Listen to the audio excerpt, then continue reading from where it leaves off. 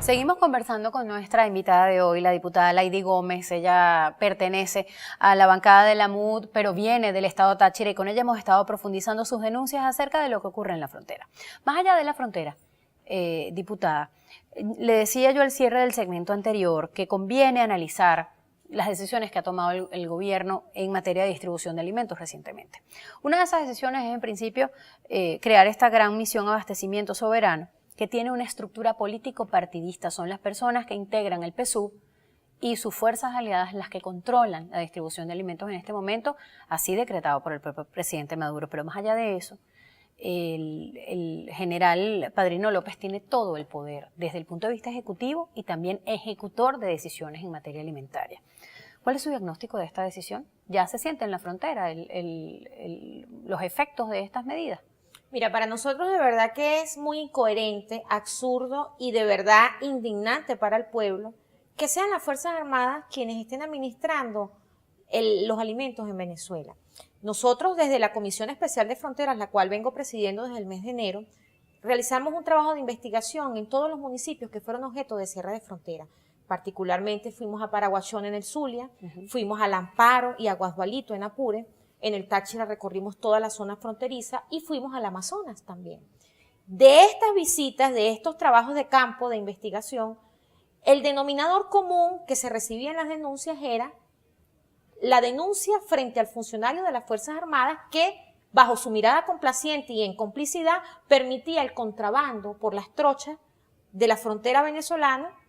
Y una de las conclusiones de nuestro informe, el cual presentamos en el mes de mayo a la plenaria, es que el cierre de fronteras generó la paralización de la economía formal por una economía informal donde existía una gran participación de funcionarios de las Fuerzas Armadas, de varios funcionarios de las Fuerzas Armadas, y entonces bajo el tema del contrabando se escapaba la soberanía alimentaria. Nosotros no responsabilizamos que el tema del desabastecimiento sea solo por el contrabando. Venezuela tiene un problema de falta de disminución en la producción por la política cambiaria y la política económica desacertada que ha tenido este gobierno. Pero ya va, en los espacios fronterizos el tema del desabastecimiento se aceleraba a razón de que por el contrabando se escapaba la soberanía alimentaria. Y las personas más denunciadas, los más implicados en este flagelo fronterizo, eran algunos funcionarios de las Fuerzas Armadas. Entonces, ¿cómo se explica que las personas que se vinculan con la fuga de la soberanía alimentaria en los espacios fronterizos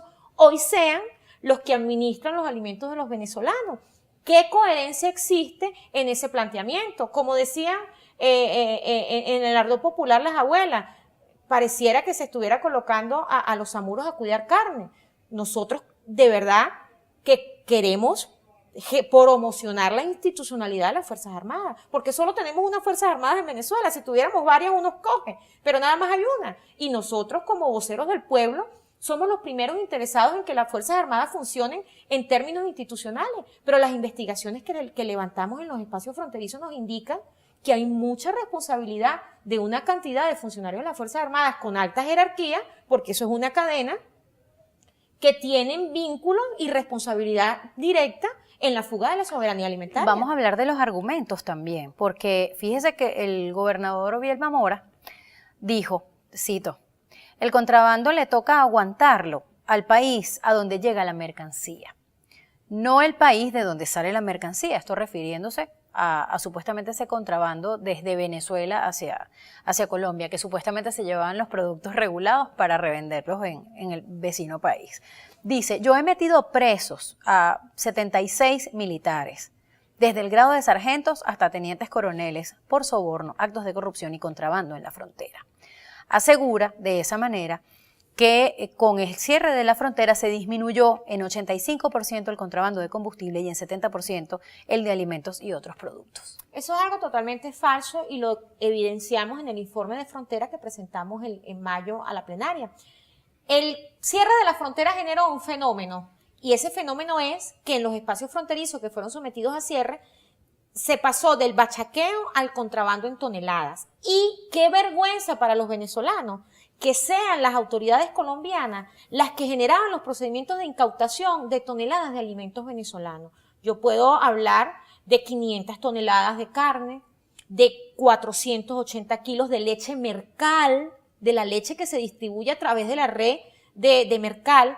Puedo hablar de 400 toneladas de pollo, puedo hablar de azúcar, de arroz, que de manera permanente incautaba la policía, la DIAN, las autoridades colombianas en suelo venezolano, en suelo colombiano, productos venezolanos. Eso desvirtúa y demuestra que el gobernador del Táchira está mintiendo. Además, que a través de la prensa colombiana, en programas de investigación, se le ha venido vinculando a través de declaraciones de personas que son investigadas por el tema del contrabando al gobernador del estado Táchira como copartícipe del delito del contrabando en la frontera del Táchira.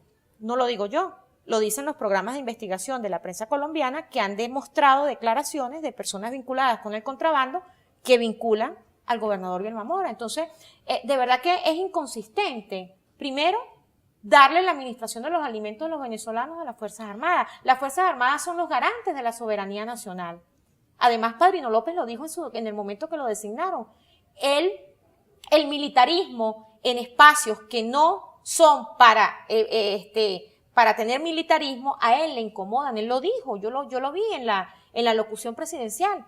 Entonces, ¿por qué incluir el militarismo en la distribución de alimentos de los venezolanos cuando perfectamente en este país existen capacidades industriales para poder producir para los venezolanos? Lo que pasa es que el gobierno maneja una política cambiaria muy contaminada, una política cambiaria que no le permite ahorita a la empresa a los empresarios adquirir materia prima para producir, y te puedo poner un ejemplo. Lácteos Los Andes fue expropiada bajo el gobierno de la Revolución cuando el presidente Hugo Rafael Chávez Frías todavía vivía.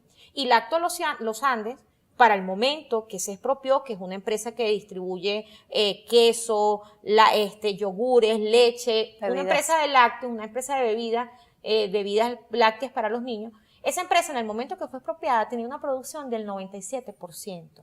Y hoy, años después, esa empresa no tiene una producción superior al 17%. Eso es lo que ha venido sucediendo con todas las empresas que el gobierno ha expropiado, y esa es una de las razones por las cuales hoy los anaqueles de los supermercados venezolanos están desabastecidos. Porque la política del gobierno de expropiar, de administrar las divisas para sus amigos y para sus compadres, y de además extraer las divisas venezolanas que pudieron haber generado buenos contratos petroleros, quedaron en altas comisiones, que todavía no se sabe qué ha pasado con las malas contrataciones de PDVSA, donde se fugaron miles de dólares que hoy le hacen falta a la empresa venezolana para poder importar materia prima y poder llenar los supermercados venezolanos de productos de la cesta básica. Al regreso, diputada, para el cierre me gustaría abordar con usted la agenda política. Entiendo que ha dicho que no van a descansar y no van a dejar de acudir al Consejo Nacional Electoral en solicitud de agenda clara y de pasos firmes para la convocatoria del referendo revocatorio del mandato presidencial. Al regreso.